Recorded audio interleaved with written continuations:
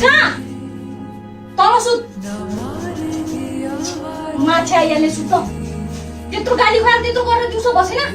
बिर्स्यो भन्ने सोच्यो होला साला खाते बेरोजगारी तल सुत आफ्नो ठाउँमा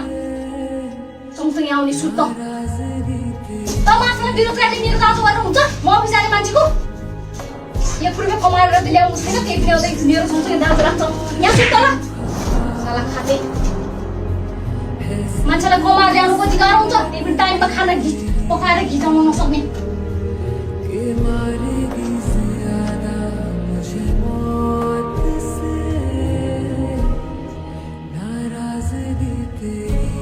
यत्रो भन्दा पनि लाज शरम छैन अलिकति घिन छैन गएर 1-2 पैसा कमाउनु नि 100 रुपियाँ कमाउनु नि कमाएर ल्याएको साला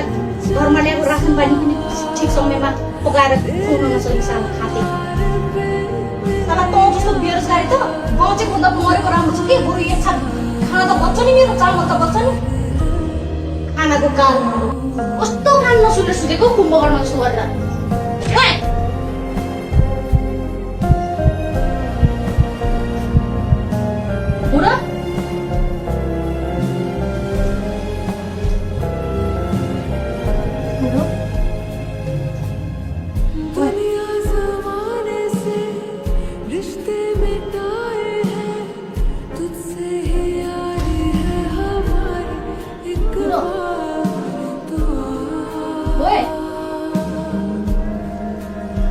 के भयो के बुढो उठ न ओए के भयो के उठ न बोल न ओए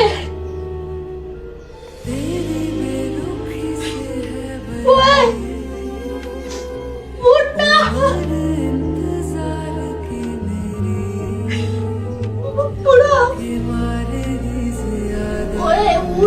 के भयो के उठ